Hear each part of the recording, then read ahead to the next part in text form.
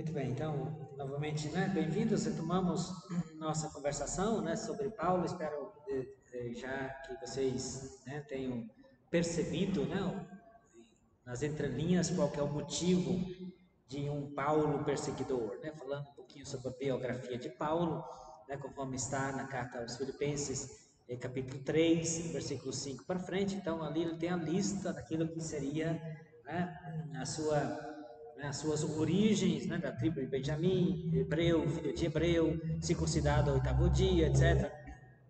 Quanto à lei fariseu, né, então a gente discutiu um pouquinho, né, sobre essa questão de fariseu, porque o fariseu era um grupo particular dentro do judaísmo. O judaísmo tinha diversas configurações do judaísmo, né, judaísmos, né, que eram praticados não de uma única modalidade, mas o fariseu tinha uma perspectiva particular, né, de um grupo que acreditava, portanto, né, que os problemas do mundo, os problemas de Israel, decorriam da transgressão da lei divina e que para resolver os problemas precisavam, portanto, voltar à lei divina com muito zelo, né, e com muita perícia para poder colocá-la em prática, e acabaram, né, os fariseus nesse ímpeto de colocar em prática a palavra de Deus, de fundamentalmente, né, observar aqueles 613 preceitos, para que Israel pudesse, portanto, se considerar um Israel justo, né, praticando as obras da lei, e, portanto, Deus poderia, né, premiar Israel com o Messias. Então, né, Paulo é dessa postura, né, enquanto fariseu, e vai ver um perigo, sobretudo no movimento do cristianismo nascente, um perigo para estas suas convicções, porque, né, o movimento cristão inicial acredita em Jesus já como Messias, portanto, Deus que adiantou o Messias sem, né, que Israel tivesse preparado para esse Messias, e não é só um Messias, né, histórico, davídico, histórico, portanto, da descendência de Davi, historicamente constituído, somente abençoado por Deus para poder restaurar Israel, né, num estado autônomo, independente, num país autônomo, soberano, etc., expulsando, né, a ocupação romana. Mas os cristãos acreditam em Jesus como, né, um Messias apocalíptico, né, como a gente mencionava, isto é, alguém que não é somente, né, mais um, né, descendente de Israel, mas é alguém enviado por Deus com prerrogativas divinas para libertar Israel da escravidão, né, não só Israel, mas a humanidade inteira, da escravidão do pecado, do mal presente no mundo, né, que é estabelecido, né, pelo inimigo, arqui-inimigo de Deus, né, isto é, Beuzebu, Satanás que seja, e os espíritos impuros que dominam as pessoas. Por isso, né, o movimento cristão, né, insiste, né, e apresenta Jesus, conforme ele mesmo iniciou o reino de Deus, expulsando, né, exorcizando as pessoas, né, a presença dos espíritos maus, né, que dominam as pessoas, que escravizam as pessoas. Então, Paulo, né, vê no movimento cristão um perigo para esta sua convicção enquanto fariseu, né. Quanto à lei, quanto ao zelo, ele diz, né, capítulo 3 de Filipenses, versículo 6, quanto ao zelo perseguidor da igreja. Então está aí, né? Paulo não omite o fato de ele ter sido um perseguidor da igreja. Ele fala em diversos momentos nas suas cartas que ele perseguiu a igreja de Deus, quanto à justiça que há na lei irrepreensível. Então Paulo era meticuloso, né? Era alguém que, né, cumpria, né, escrupulosamente, né, todo aquele conjunto das leis, do judaísmo. Quanto à justiça que é na lei, irrepreensível, mas o que era para mim lucro, tudo isso que era para ele, né, vantagem, que era motivo de vanglória, etc., eu tive como perda por amor de Cristo. Não, né? Considero mais ainda, tudo eu considero perda pela excelência do conhecimento de Jesus, meu Senhor. Por ele eu perdi tudo e tudo tenho como esterco para ganhar a Cristo. Então, tudo aquilo que era o sonhado, né, buscado por qualquer fariseu, né, de ter os títulos que Paulo tem, de ter estudado, né, numa das melhores escolas de Jerusalém, né, aos pés de Gamaliel, conhecedor profundo da Escritura, do judaísmo, praticante, escrupuloso, tudo isso que, né, lhe traria fama, né, e glória, etc. Paulo diz tudo para mim ser esterco, né, considero como perda, como esterco, né, para ganhar Jesus Cristo e ser achado nele, não tendo a justiça da lei, mas a justiça que vem de Deus, apoiada pela fé. Então, para Paulo, né, o Paulo aqui é o Paulo de Filipenses capítulo 3, é o Paulo já, né, cristão, né, que jogou fora aquelas antigas convicções de que os problemas do mundo, os males do mundo vêm pela transgressão da lei, e que a solução é cumprir escrupulosamente a lei. O justo não se faz justo pelo cumprimento das leis judaicas, mas pela justificação dada por Deus e acolhida pelo mérito da fé. Então, Paulo, né, a gente tem a descrição da vocação ou conversão de Paulo, né, algumas Bíblias falam em conversão, outras falam em vocação, nos Atos dos Apóstolos, capítulo 9, né, que vai descrever, né, como que este Saulo passará, né, deste movimento farisaico para o movimento cristão, né, e, portanto, mudando toda a sua estrutura de pensamento, as suas convicções basilares serão transformadas completamente, né? Paulo, que, portanto, né, tinha uma bagagem cultural muito grande, provinda do ambiente grego, como cidadão de Tarso, como estudante, né, no ginásio, né, próprio da estrutura de ensino, né, do mundo grego, inclusive, incluindo, né, matemática, geografia, né, astrologia, retórica também, né, tudo isso, e Paulo, que também se tornou um rabino, conhecedor da Escritura. Tudo isso depois, né, estará a serviço, né, do Evangelho, né, a partir da sua experiência fundamental, conforme Lucas descreve nos Atos dos Apóstolos, capítulo 9. Paulo, né, Saulo, então chamado Saulo, né, que respirava ameaças de morte contra os discípulos, que dirige ao sumo sacerdote para, né, pegar cartas de recomendação para poder, né, levar à prisão aqueles que fossem pertencentes ao caminho, né, homens e mulheres, então, seguidores do caminho.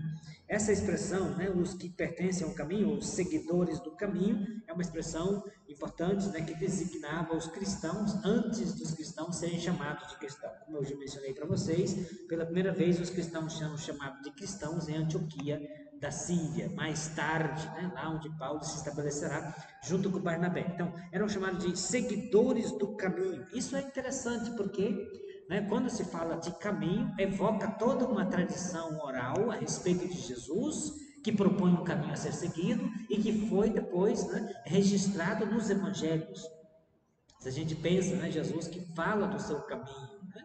Qual é o caminho de Jesus? O caminho de Jesus é o caminho, né, segundo os sinóticos, que ele percorre, né, anunciando o evangelho primeiro na Galileia e depois, né, tomando a firme decisão de encaminhar-se para Jerusalém. Esse é o caminho de Jesus, que passa pela paixão, pela morte e pela ressurreição. E mais, né, não só Jesus percorre esse caminho para inaugurar o reino de Deus com a potência de Deus, como ele também fala a respeito do seu caminho, né, e do seu caminho que leva a esta paixão.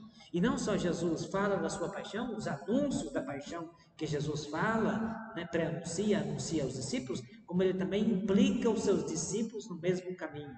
Se alguém quiser seguir-me, renuncie a si mesmo, tome a sua cruz e me siga. Então, o discípulo passará pelo caminho de Jesus. É importante que os discípulos, é fundamental que a gente perceba isso, né? Que os discípulos inicialmente se autodesignavam como seguidores do caminho. Então, o caminho é uma metáfora para referir-se a Jesus, porque não existe Jesus sem o caminho de Jesus, o caminho trilhado por ele, e seguir Jesus, portanto, é tomar o caminho de Cristo, né? O caminho, portanto, da Páscoa de Cristo. Então, o cristianismo tem desde as origens, né, uma convicção muito grande que ser seguidor de Jesus não é somente uma simples, mera admiração de Jesus, né? Eu admiro a pessoa, né, sei lá, Jesus, que é uma pessoa, né, que me chama a atenção porque é um personagem interessante, né? Deixou algumas palavras confortadoras, sei lá, né, que me ajuda a ser uma pessoa melhor. Não, o discípulo de Jesus não é só um admirador de Jesus, né? Mas é alguém, ser discípulo é tomar as pegadas do mestre, né? Ao discípulo compete, né, ser como o mestre é. E a designação que vem desde as origens para os discípulos de Jesus é seguidores do caminho. Portanto, Jesus é definido, né, sobretudo pelo caminho tomado por ele, e o discípulo é definido pelo mesmo caminho. Então, Paulo, né, o Saulo, como era chamado aqui, os Atos dos Apóstolos até o capítulo 9, é alguém que, né, já é perseguidor, né, no capítulo 9 dos Atos dos Apóstolos, ele já é perseguidor do cristianismo, porque nos capítulos precedentes, capítulo 7 dos Atos dos Apóstolos, quando se descreve, né, né, o martírio de Santo Estevão, né, Saulo está ali presenciando, né, o martírio de Santo Estevão como um jovem, né, provavelmente proeminente estudioso, fariseu já, né, vinculado à escola de Hilelo, né, tendo como mestre Gamaliel, e aí, né, os que apedrejam Estevão, né, no capítulo 7 dos Atos dos Apóstolos, né, trazem as suas, colocam suas vestes nas mãos de Paulo, né, ou de Saulo, como era chamado, capítulo 7, versículo 58 dos Atos dos Apóstolos, e arrastando-o, isto é, Estevão, né, para fora da cidade, começaram a apedrejá-lo. As testemunhas depuseram seus mantos aos pés de um jovem chamado Saulo. Um jovem chamado Saulo. Saulo presenciou, né, o apedrejamento de Estevão. Ele está ali com uma espécie de cabide, né, para segurar as vestes, né, os mantos das pessoas que vão pegar pedra para não sujar as mãos, sujar as vestes, né? Colocam os mantos ali, né? Segura aqui, jovem. Você é jovem, você não está ainda habilitado para apedrejar ninguém, tá? Mas você segura nossas vestes aqui, porque ele estava junto, né? Portanto, né, assistiu, né, o sepultamento, o apedrejamento de Estevão, né, como um apoiador dos fariseus que, né, apedrejam Estevão. Então, Paulo, atenção, né, o Saulo, como era chamado até, é chamado Saulo até o capítulo 9 dos Atos Apóstolos, depois disso passará a ser chamado de Paulo. Paulo, né, o Saulo que seja, não é o primeiro a perseguir os cristãos. Não é o primeiro. Os fariseus já estavam num movimento de perseguição aos discípulos de Jesus, né? Tanto é assim que nos Atos dos Apóstolos, capítulo 7, temos o apedrejamento de Estevão, né? De Estevão, por parte desse grupo farisaico, né? E Saulo, né, já está ali presenciando isso, testemunhando isso e aprovando isso exatamente, né? Porque segura as vestes daqueles que estão apedrejando Estevão, né? Então, mas a situação se torna ainda mais agravada porque o próprio Saulo, no capítulo 9, quer, né, ir a Damasco, né, para botar fim à difusão desse movimento cristão. Né? Por quê? Porque não só em Jerusalém a coisa, né, deflagrou-se, né, e o cristianismo já está ganhando forças e enraizamento, então, né, está sendo uma igreja perseguida, porque Estevão já é apedrejado, mas, né, os discípulos de Jesus já estão se esparramando por cidades da vizinhança. Então, né, Saulo quer botar um basta nessa difusão, né, dos discípulos de Jesus, né, tomando aí, né, recomendações para prender os cristãos. Estando de viagem para Damasco, né, estando ele em viagem e aproximando-se de Damasco, capítulo 9 dos Atos dos Apóstolos, versículo 3, subitamente uma luz vinda do céu o envolveu de claridade. Então, né, é o seu encontro, né, com Jesus ressuscitado, caindo por terra, ouviu uma voz que dizia: Saulo, Saulo, Saul, né, que em hebraico Shaul, né, Shaul, ou Saulo, Saulo, Shaul, que seja, né, por que me persegues? Essa é uma interrogação muito interessante, né, porque Saulo, né, o futuro Paulo, terá uma compreensão profunda do que é o mistério da igreja. E, né, Paulo vai apresentar nas suas cartas, primeira carta aos Coríntios, né, capítulo 12 a 14, né, falando da igreja como, né, a reunião dos batizados de Cristo, né, como membros de um único corpo, né, que é o corpo de Cristo. Né. Essa temática aparecerá em diversas cartas, também nas cartas consideradas deuteropaulinas, Efésios e Colossenses. Né. Então, sobretudo, né, Colossenses, que fala desse corpo cuja cabeça é Cristo. Então, por que Paulo terá esta compreensão de igreja? Porque a essa altura aqui, né, a chamada vocação, ou conversão de Paulo, né, chamem como quiser, se dá por volta no ano mais ou menos 35 depois de Cristo, tá? Então, uns 3 anos depois da paixão, morte e ressurreição de Jesus, Jesus não está mais presente de corpo, né? de corpo natural, né? É o Cristo já, né, ressuscitado que encontra-se com Jesus. E, né, Saulo não está perseguindo Jesus de Nazaré, está perseguindo os seguidores do caminho, mas Jesus não lhe questiona dizendo: Saulo, Saulo, por que você persegue os meus discípulos? Não é essa a pergunta, né? Por que você persegue os meus discípulos? A pergunta é: por que me persegues? Então, a partir dessa experiência basilar, né, de Saulo com Cristo ressuscitado, ele vai depois refletir sobre o mistério da igreja. Perseguir os discípulos de Jesus é perseguir o próprio Jesus. E por isso, né, os discípulos de Jesus estão vinculados com Jesus Cristo. E se Cristo, né, é esposo da igreja e a igreja é sua esposa, né, a esposa faz parte, né, é una com o próprio esposo, porque toda a compreensão judaica é que o homem deixará seu pai e sua mãe, será unido à sua mulher e os dois se tornarão uma só carne. Se a igreja é esposa de Cristo, Efésios capítulo 5, né? E portanto, e Cristo, né, que diz, né, Saulo, Saulo, por que me persegues? Na medida em que está perseguindo não a Jesus historicamente, mas os discípulos de Jesus, então há uma vinculação entre os discípulos com a esposa de Cristo, que é o corpo de Cristo, que é a igreja, né, cuja cabeça é o próprio Cristo. Tá? Então veja, esses elementos, né, existem elementos importantes que a gente pode intuir na reflexão de Paulo, na apresentação, né, da doutrina de Paulo, sobretudo a respeito de Cristo e da igreja, que tem as suas raízes nesta experiência com o ressuscitado que ele tem no caminho para Damasco. Ele respondeu: quem é, Senhor? E a resposta: eu sou Jesus, a quem tu estás perseguindo. Ele está perseguindo os discípulos de Jesus, mas Cristo está repreendendo por perseguir a ele, a Cristo. Mas levanta-te, entra na cidade e te dirão o que deves fazer. Então, né, Paulo está aí, né, com uma comitiva de outros homens que estavam viajando com ele, emudecidos de espanto, ouviram a voz, mas não vendo ninguém.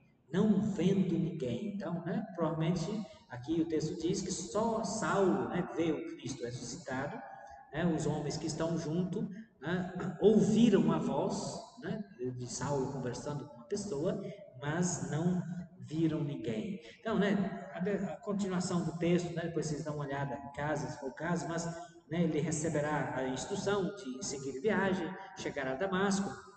O próprio Cristo, né, aparecerá em sonho a Ananias lá em Damasco, que é um cristão, né, para poder vir até Saulo. Saulo vai ficar cego, né, por 3 dias aí, né, chegando até a cidade de Damasco, e Ananias deve vir, portanto, para restabelecer a visão de Saulo e batizá-lo.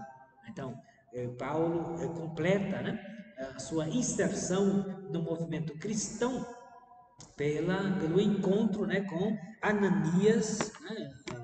Ananias, enquanto está orando, né, ele estava orando e acaba de ver um homem chamado Ananias entrar e impor-lhe as mãos para recuperar a vista. Né? O próprio Senhor, no versículo 10, vivia em Damasco um discípulo chamado Ananias, o Senhor lhe disse em visão, né, Ananias, estou aqui, Senhor.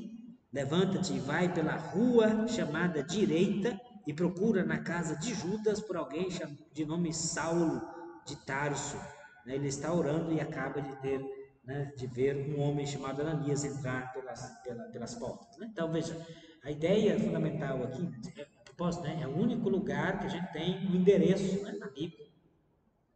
Endereço com o nome até da rua, né? Só faltou o número, caixa postal, CEP, né? Sei lá o que, naquele tempo não existia essa coisa, né? Mas é tão importante, né, o lugar onde Saulo está, que conserva até o endereço completo, uma rua, né, chamada Direita, e na casa de Judas, por alguém chamado Saulo. Né? Então, vai, porque este homem é para mim um instrumento escolhido para levar o meu nome diante das nações pagãs, dos reis e dos filhos da terra. Então, versículo 15, né, Jesus insiste sobre o projeto que ele tem com a figura de Paulo, né, que vai ser, né, um escolhido do próprio Cristo para levar o evangelho, sobretudo aos gentios. Eu mesmo lhe mostrarei quanto lhe é preciso sofrer em favor do meu nome. De fato, né, Paulo mais tarde, né, sofrerá muito por causa, né, das perseguições, né, que ele, né, enfrentará.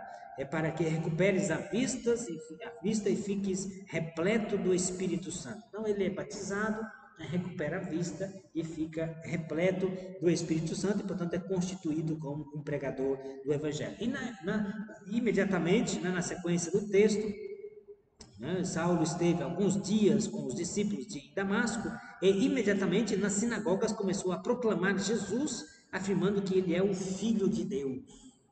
Atenção, né? Filho de Deus. Paulo não anuncia Jesus como um Messias davídico histórico. Não, né? O Senhor Deus mandou, né, um prometido descendente de Davi para restaurar, né, Jerusalém, expulsar os romanos. Não faz nenhum sentido, né? A essa altura, ainda mais depois que Jesus já morreu e ressuscitou. Mas a sua proclamação é de que Jesus é o Filho de Deus.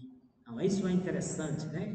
O cristianismo já nasce, né, com esta convicção fundamental de que Jesus é o Filho de Deus e que, portanto, né, tem todos os direitos divinos, tem todas as prerrogativas divinas e, portanto, que ele é Deus bendito pelo século, né? Como eu li aquele versículo, né, da carta aos Romanos, início do capítulo 9, né? Ele é acima de tudo, né, diz Paulo na carta aos Romanos, capítulo 9, que o Cristo, né? Que é acima de tudo o Deus bendito pelo céu. Então a divindade de Jesus é algo, né, que está na pregação apostólica desde as origens. Então eu sempre insisto sobre esse aspecto, né, porque são elementos, né, faço um pequeno parênteses, que às vezes vocês escutam por aí, né, que o cristianismo católico, né, que transformou Jesus em Deus, né, que a Igreja Católica, né, séculos mais tarde, que teria transformado Jesus em Deus, que na verdade ele era um rabino judeu da Palestina do primeiro século, né, que deixou uma mensagem bonita, né, que portanto contribui para a humanidade ser melhor e portanto, né, com esse discurso tendem a reduzir Jesus a um fundador de mais uma religião. Isto é, né, tem, sei lá, tem Buda, né, Siddhartha Gautama, né, príncipe indiano que, né, começou, né, fundou o chamado, né, budismo, etc. Né, tem, né, Abraão, que portanto, né, começou o judaísmo, teria Jesus que começou o cristianismo, tem Maomé que começou, né, o islamismo. Então colocando, né, os grandes fundadores das grandes religiões, como se fosse tudo no mesmo pé de igualdade, né? Não, o cristianismo tem uma convicção basilar, né, de que, né, o fundador do cristianismo, isto é, Jesus, não é simplesmente um pregador, né, que deixou, né, um patrimônio à humanidade, uma palavra bela, bonita, né, que possa ajudar a humanidade a ser um pouquinho melhor, não. É uma mensagem que passa por outro caminho, né? Não é somente uma contribuição de uma linguagem bonita que ajuda a elevar as almas, as pessoas a ser um pouquinho melhor, não. É uma mensagem de salvação radical, né, de uma situação de destruição, né, que a humanidade não poderia, pelas próprias forças, sair dela, e que esta salvação foi radicalizada, feita, né, concedida, executada pelo próprio Filho de Deus, que é Deus como Deus é Deus. Então o cristianismo tem essa convicção muito antes da Bíblia ser escrita, né? Muito antes da Bíblia ser escrita. A essa altura aqui, não tem nada escrito, nós estamos por volta do ano 35, 36 depois de Cristo, não tem nada escrito, não tem nem um livro da Bíblia escrito, não tem nenhuma carta escrita, nada. Ah, então veja, e essa convicção clara, né, de um Paulo que já começa a anunciar Jesus como o Filho de Deus. Então essa convicção, né, que, né, sei lá, né, a gente falou sobre, comentamos sobre o Evangelho de João, né, que embora seja um pouquinho mais tarde, mas, né, por volta do ano 90, finalzinho do primeiro século, é que começa, no princípio era a palavra estava com Deus e a palavra era Deus, né, essa convicção, e a palavra se fez carne, habitou no meio de nós. Então, né, convicções profundas da divindade de Jesus, de que Jesus é o Filho de Deus que vem ao nosso encontro desde as origens do cristianismo. Então, dizer, né, como vocês podem às vezes encontrar por aí, né, que o cristianismo, né, o catolicismo, só no concílio de Nicéia Concílio de Nicéia é o primeiro concílio ecumênico, depois, né, do concílio de Jerusalém, descrito nos Atos dos Apóstolos, capítulo 15. Né, mas ali, né, Atos dos Apóstolos, não estão todos os apóstolos, Atos dos Apóstolos capítulo 15, né, então muitos nem falam em concílio ecumênico, falam em sínodo, né, porque o sínodo não é todos eles, uma parte dos apóstolos estão reunidos. Então, né, um concílio realmente ecumênico, a gente teve o concílio de Nicéia, 325 depois de Cristo, um concílio convocado pelo imperador Constantino, né, exatamente para, né, colocar fim a certos perigos, né, para a fé cristã católica que, né, negavam a divindade de Jesus. E aí, né, se você lê, né, os decretos do concílio de Nicéia, lá está declarando que Jesus é Deus. Não, né? Alguns, por conta disso, dizem que, né, Jesus era somente um pregador, um rabino, né, sei lá, da Palestina no primeiro século, mais um comedor de feijão, entre outros qualquer, mas com, né, um dom especial de, né, auxiliar a humanidade a ser um pouco melhor, e que mais tarde a Igreja Católica transformou em Deus para poder, né, subjugar as nações, né, para fazer as pessoas adoradoras e obrigá-las, né, a certas práticas, né, porque não seria só um livro que você lê, né, para ser um pouquinho melhor, mas seria para te obrigar a praticar tudo que está escrito. Não, não, o fundador é Deus, tá? Isso é desconhecer completamente, né, a mensagem cristã, né, não só a mensagem cristã contida nos textos do Novo Testamento, como também o processo histórico ao qual, né, os textos refletem um contexto precedente. Há indícios claros de uma convicção profunda do cristianismo nascente, né, na filiação de Jesus enquanto Filho de Deus e na sua divindade, né, de realmente fazer o que ele fez, porque ele tinha autoridade de Deus para fazer o que fez. Né? E como a gente já tem conversado em outras ocasiões, né, ou Jesus ou ou era Deus, ou era doidinho, varrido de levar para o, né, pro hospício, né? Porque a linguagem que ele usa e a exigência que ele apresenta, né, realmente é acima das possibilidades humanas, né? E as ideias que Jesus, né, apresenta, né, eu já comentei uma vez com vocês, né, quer dizer, né, a novidade que Jesus traz não é só uma coisinha, né? Não, é uma reviravolta total, né, de tudo aquilo que a humanidade pensava, não só a humanidade, como também o judaísmo, né? Então, o cristianismo, né, acolhe como patrimônio, né, de palavras de Deus o Antigo Testamento, mas o Antigo Testamento será relido à luz do Novo Testamento, porque Jesus agora se apresenta como quem tem autoridade de interpretação da vontade autêntica e original de Deus, precedente à revelação da Torá e do Antigo Testamento.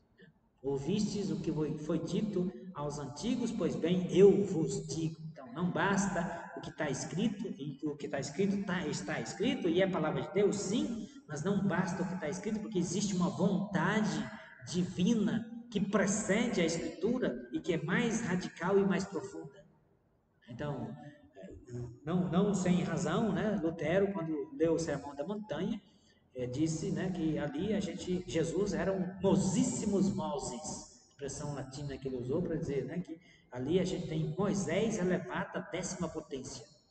Isso é, se Moisés, né, exigiu muita coisa com as leis, né, que ele escreveu, etc., o código de aliança do Sinai, escrito num livro, concluiu uma aliança com sacrifício no cordeiro, o sangue, né, dividido em duas partes, uma parte aspergiu a assembleia, a outra parte aspergiu o livro, e todo mundo dizendo, faremos o que o livro, né, o que está escrito nesse livro, cumpriremos conforme tudo está escrito, a assembleia proclamando, né?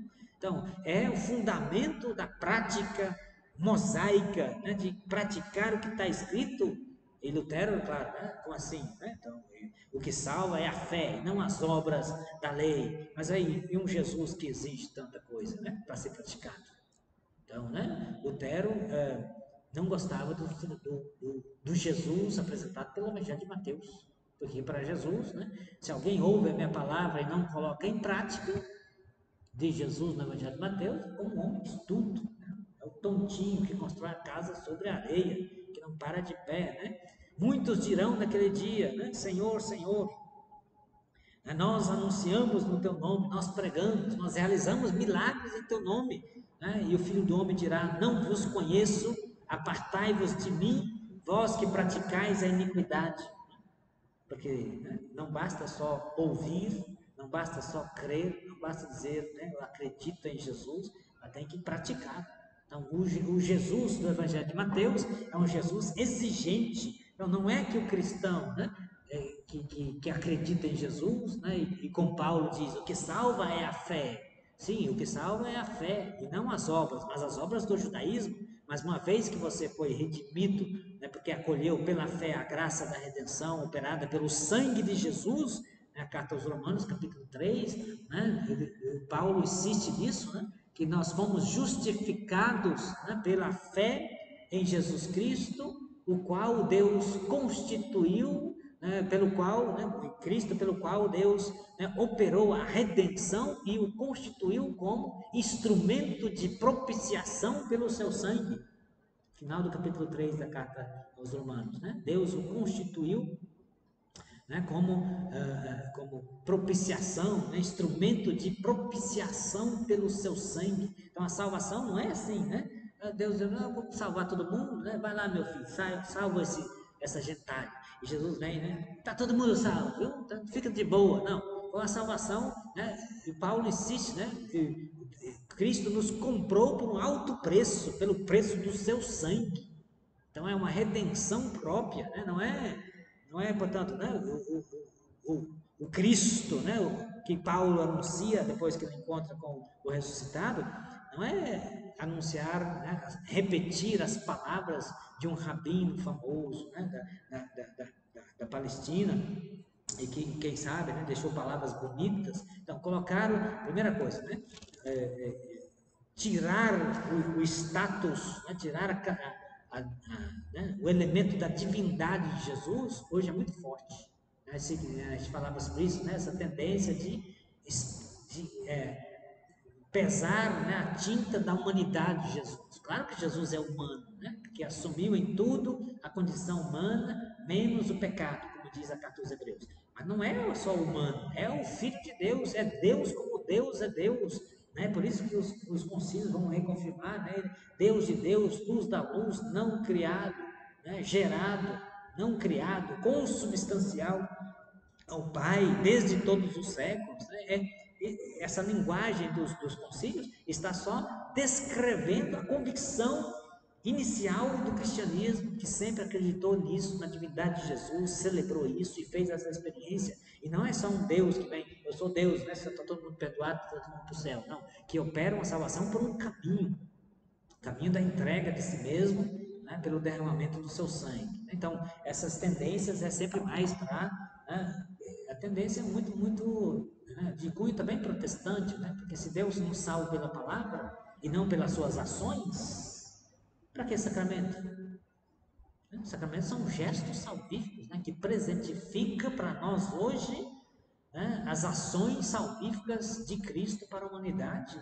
Então, o esvaziamento, né, da ação de Cristo, né, e do comprometimento do cristão que também deve agir em concordância com Cristo, esvazia completamente o cristianismo, transformando, né, o cristianismo uma espécie de saudosista, né, alguém que fica recordando, né, o que o cara 2000 anos atrás falou, né, e acha bonito, e acha que isso pode ajudar a ser melhor. Não é só isso. Né? Então o cristianismo tem uma profundidade muito mais exigente, né, cujo elemento basilar é a convicção, desde as origens, da divindade de Jesus, né, que Paulo já começa a anunciar na sinagoga, afirmando que ele é o Filho de Deus. Todos os que ouviam ficavam estupefatos, mas não é esse aquele que devastava, né, a igreja de Deus, etc. Né? E Saulo, portanto, que crescia mais e mais em poder e confundia os judeus que moravam em Damasco, demonstrando que Jesus é o Cristo. Né? Decorridos muitos dias, os judeus deliberaram entre si como matá-lo. Esse decorridos muitos dias, na carta aos Gálatas, capítulo 1, né, versículos 17 e 18, Saulo recorda, né, o seu encontro com o ressuscitado no caminho de Damasco, no capítulo 1 da carta aos Gálatas, e diz que na sequência ele não foi diretamente, né, visitar os apóstolos nas colunas da igreja de Jerusalém, mas passou 3 anos na Arábia. E aí a gente não sabe, né? Paulo, portanto, que foi, né, fez um encontro com o ressuscitado, foi batizado por Ananias, etc., né? E que enfrenta essa resistência, né, dos judeus, sobretudo de cunho farisaico, em Damasco, e vai para a Arábia, fica 3 anos. Fazendo o que na Arábia? Ninguém sabe. A Arábia é uma região, né, que hoje inclui a Arábia Saudita, Irã, etc., né? Toda aquela região que era muito presente, os judeus eram presentes ali, tanto é assim, né, que o próprio Maomé, que fundará depois o islamismo, né, vai recolher muitos elementos do judaísmo, porque ele tinha contato, a família dele tinha contato com judeus na região da Arábia, os árabes, né, então ele será, né, o islamismo crescerá entre os árabes, né, no Corão se cita, né, vários personagens do Antigo Testamento, Abraão, né, Isaac, Ismael, né, mencionado no Corão, também Jesus, Maria é mencionado no Corão. Então o islamismo, né, beberá muita coisa, né, do cristianismo, do judaísmo e do cristianismo por conta do contato, né, da presença muito forte, né, do judaísmo, dos judeus na região da Arábia, né, os países de língua árabe, né, que hoje a gente conhece, Arábia Saudita, Irã, Iraque, aquela região toda ali, né, que onde surgirá depois, né, o islamismo mais tarde, no século VII depois de Cristo, né, com Maomé, né, e que terá, né, influências também do judaísmo e do cristianismo. Mas o que eu quero dizer é que Paulo vai para a Arábia, né, então essa região tem judeus, né, provavelmente ali também tem cristãos, e nesses 3 anos Paulo faz provavelmente, tá, faz uma revisão de todo o Antigo Testamento à luz da sua experiência com o ressuscitado. Tá? E aí sim, né, o que a gente fala de, não é propriamente, né, uma conversão, uma conversão súbita, né, conversão de Paulo, não é assim, né? Eu era um bêbado, encontrei Jesus, né, como canta a canção, né? De um dia para o outro você muda para outra pessoa. Não, Paulo que teve um esforço para reconfigurar toda a sua estrutura mental, todas as suas convicções basilares, né, uma por uma foram destruídas, né, com a experiência que ele faz do ressuscitado. Então, passar do movimento farisaico para, né, histórico, para, né, de uma expectativa messiânica histórica para o movimento, né, cristão, que era de uma expectativa messiânica apocalíptica, né, significou muita coisa na vida de Paulo, e sobretudo com o encontro do ressuscitado, porque agora, né, ele tem a convicção, né, de que o Messias foi dado a Israel e é o ressuscitado, porque Deus operou a salvação, a redenção, não somente dos judeus, mas também dos gentios. Como que Paulo passará, né, da convicção de que Jesus é Filho de Deus, Messias e Filho de Deus, Salvador dado, portanto, para salvar não somente Israel, mas também os gentios, por uma reconsideração de todo o Antigo Testamento, não só da Torá, mas também do segundo bloco da Bíblia hebraica, dos profetas e dos escritos. Paulo, né, como passando ao movimento cristão, né, não se aterá, não ficará fixo somente, né, às exigências da Torá, isto é, dos 5 primeiros livros da Bíblia, né, atribuídos a Moisés, mas também, né, fará uma reconsideração do valor da Escritura presente nos livros históricos, nos livros proféticos sapienciais. Todos eles, que Paulo passará a considerar como palavra de Deus, e revisitando certamente, né, os livros proféticos, vai perceber como que os profetas anunciam um tempo de redenção, de salvação, que incluirá não somente os descendentes de Abraão, mas também todos os povos. E Paulo encontrará isso não somente no livro dos proféticos, como também na Torá, porque ele precisará argumentar contra, né, os fariseus, que vão muito apegados à Torá somente.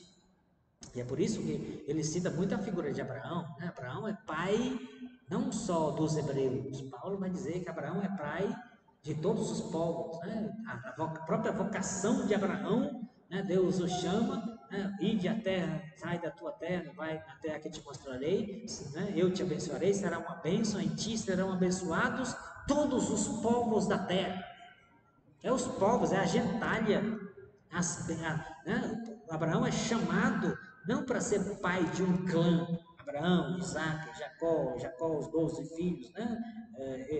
Portanto, né? Os hebreus, etc. Mas Paulo recupera do Antigo Testamento, sobretudo com a figura do patriarca Abraão, né? Um projeto de Deus que inclui a humanidade inteira. E junto a isso, ajuntará a abertura que os profetas fazem nos seus oráculos, colocando Israel como povo eleito, sim, mas em vista, né, dos povos e das nações. Sei lá, se você pega, né, Isaías capítulo 2, eis que o monte Sião, eis que Sião, o monte da casa do Senhor, será erguido acima de todos os montes e outeiros, e todas as nações virão a este monte, reconhecerão o Deus de Israel e proclamarão que na sua lei, na lei de Deus, há salvação. Os povos reconhecerão, né, o Deus dos hebreus, etc. E não só isso, né, se você pega Isaías capítulo 17, Deus diz assim, olha, né, eu constituí como meu povo o Egito e a Síria, e depois Israel. Coloca em terceiro lugar Israel. O meu povo, a categoria, a linguagem própria da aliança é usada com relação, né, à Síria e ao Egito, e Israel em terceiro lugar.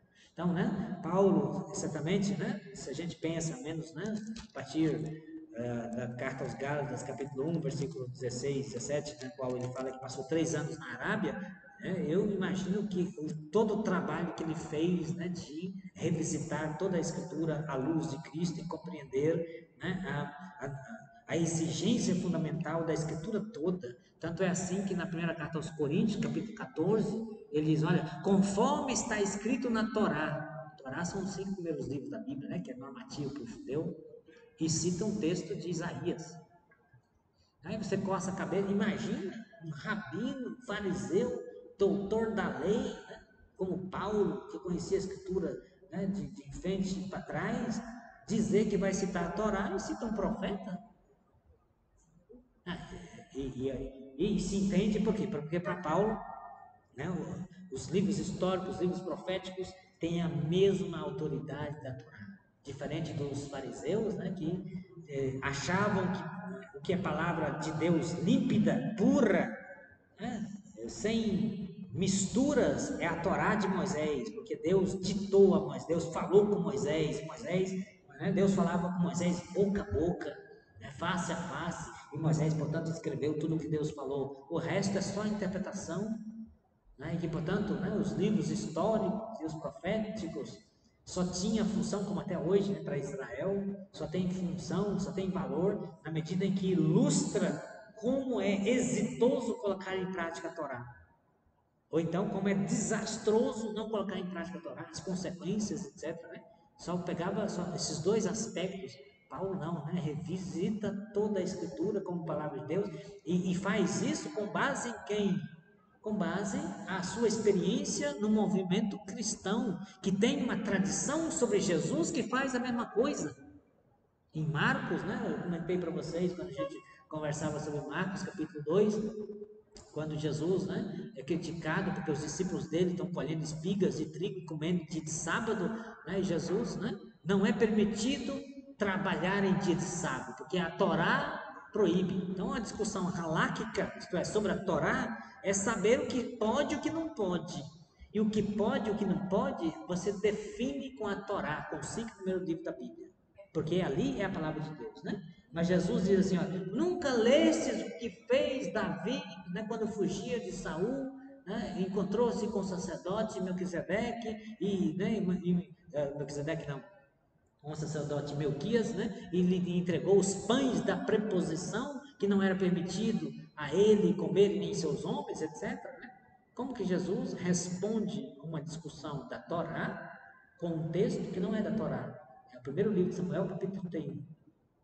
Por quê? Porque para Jesus, os livros históricos, né, que na Bíblia hebraica é chamado de profetas anteriores, têm o mesmo valor que tem a Torá.